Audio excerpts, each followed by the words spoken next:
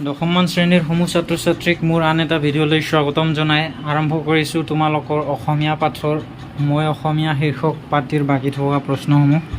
তো ৮ নম্বৰ প্ৰশ্নটো ব্যাখ্যা কৰিব দিছে। ক নম্বৰটোত কৈছে যে মোগলে এবাৰ পালে শকতিৰ নৱপৰিচয়, দেশপ্ৰাণ মুক্তপ্ৰাণ অসমৰ স্বদেশ শকতি।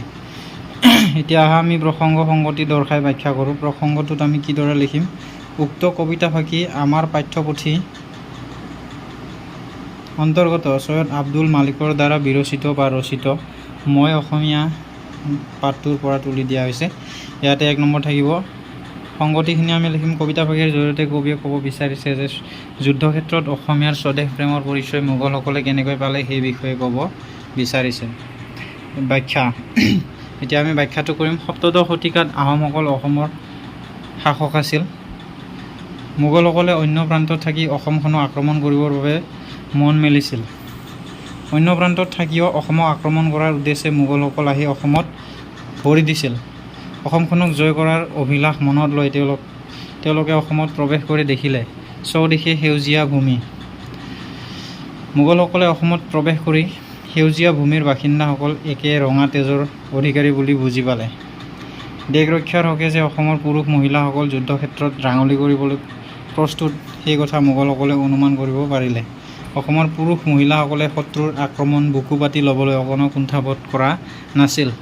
শত্ৰুৰ সন্মুখত তেওঁলোকে শিৰনত কৰি মোগলসকল অহা বাটে উভতি গৈছিল। তাৰপিছত খ নম্বৰটো কৈছে দুবৰিৰ পাতে পাতে মুকুতাৰ থোপা গজকত ভাগে মৰকত হাতীৰ দাঁতেৰে কৰে খৰ মৰ চোলা ভৰি ধুৱে পোৱালৰ ভৰা দলঙত। তো প্ৰসংগটো একেই হ'ব। সংগতিটোত কি ক'ব বিচাৰিছে কবিতা ফাঁকিৰ জৰিয়তে এইটো সংগতি আমি ইয়াতে লিখিব লাগে। তো এই কবিতা ফাঁকিৰ জৰিয়তে কবিয়ে অসমৰ প্ৰাকৃতিক সম্পদ আৰু সৌন্দৰ্য বৰ্ণনা কৰিছে। এতিয়া আমি ব্যাখ্যা কৰোঁ ইয়াৰে। তো ব্যাখ্যা অসমখন প্ৰাকৃতিক সম্পদ আৰু সৌন্দৰ্যৰে চহকী দেশ। প্ৰকৃতিয়ে অসমক বহুতো সম্পদৰ সম্ভাৰ দিছে। মোগলসকলে যেতিয়া অসমলৈ আহি সেই সম্পদৰ সম্ভাৰ প্ৰত্যক্ষ কৰিছিল তেতিয়া তেওঁলোক আচৰিত হৈ ৰৈছিল।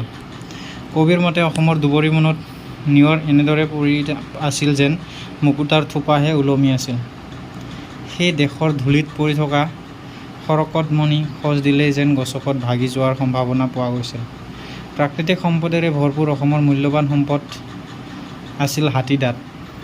এই দেশত ভৰিত পিন্ধা খৰমৰ চোলাও হাতীদাঁতেৰে তৈয়াৰ কৰা হৈছিল। বহুতো মূল্যৱান ৱাল মণিৰে সজা দলঙত উঠি মানুহে ভৰি ধুইছিল। প্ৰাকৃতিক সম্পদ আৰু সৌন্দৰ্যৰ বৰ্ণনা কৰি মুঠতে সামৰণি কৰিব নোৱাৰি। অসমৰ প্ৰাকৃতিক সৌন্দৰ্যৰ বৰ্ণনা কৰি আমি সামৰণি কৰিব নোৱাৰোঁ। তাৰপিছত গ নম্বৰটো কৈছে মোগল দুবৰি বিদেশী মোগল অসমত যেতিয়া দেখিলে সৰগৰ ধূপ বিনন্দীয়া অসমত বন্দী হ'ল অসমৰ ৰূপ মুগ্ধ দূৰৰ মোগল আহি হ'ল অসমীয়া। ইয়াতো প্ৰসংগটো একেই হ'ব। সংগতিটো চাই লওঁ আমি। সংগতি কবিতা ফাঁকিত কবিয়ে অসমৰ সৌন্দৰ্যৰ বিমুগ্ধ মোগলৰ অনুভৱৰ বিষয়ে কবিয়ে কৈছে। ব্যাখ্যা অসমক সেউজীয়া দুবৰিৰ দেশ বুলি কোৱা হৈছে। অসমৰ বননি মীনাকৰা বুলিও কোৱা হৈছে। নিয়ৰ পৰি থকা পাতবোৰত ৰ'দ পৰি এনেদৰে চিকমিকাই উঠে যেন মণি মুকুতাহে খচিত আছে। অসমৰ ধূলিয়ে বালিয়ে যেন মণি মুকুতা সোণৰ দৰে আপুৰুগীয়া সম্পদ। অসমখনৰ সৌন্দৰ্য অতুলনীয়। অসমৰ মূল্যৱান সম্পদ হ'ল হাতীদাঁত। হাতীদাঁতেৰে খৰমৰ চোলা সজা হয়। প্ৰবাল মণিৰে সজা দলঙত ভৰি ধোৱা হয়। আনকি বাঘৰ নখেৰে নিৰ্মিত খাৰু আঙুঠি আদিও মানুহে পিন্ধা দেখা যায়। মহৰ শিঙেৰে পেঁপা বজাই আনন্দত নাচে। অসমৰ অসমীয়া ভাষা শুৱলা। অসমৰ সাগৰীয়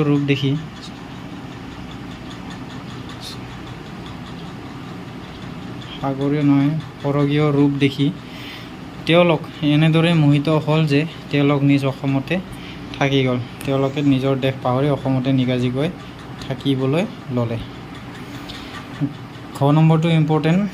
জীৱনে মৰণে মই চিৰদিন অসমীয়া দেহ প্ৰাণ মন জীয়াই থাকোঁতে মই অসমৰে অসমীয়া মৰিলেও বৰি ল'ম অসমৰ অমিয়া মৰণ।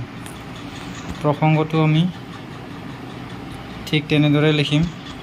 সংগতিখিনি উক্ত কবিতা ফাঁকিৰ জৰিয়তে কবিয়ে কৈছে যে জন্মভূমিৰ প্ৰতি অফুৰন্ত প্ৰেম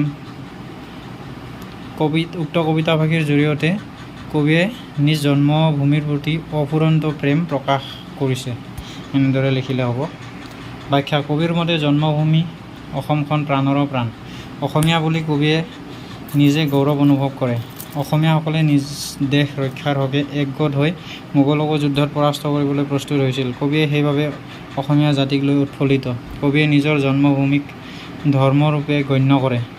অসমীয়া ভাষাটোক কবিয়ে সাগৰীয় ভাষা হিচাপে গণ্য কৰে, যি ভাষাত ৰচিত গীত, কথা, মাত আদি বনৰীয়া চৰাই আদিকো আকৰ্ষণ কৰিব পাৰে। সেই ভাষা গীতে কবিৰ হৃদয় উপচাই ৰাখে। কবিয়ে অসমীয়া ভাষাটোক ইমানেই ভাল পায় যে মৃত্যুৰ পাছতো সৰগতো এই ভাষাৰ গান শুনিব বিচাৰিছে।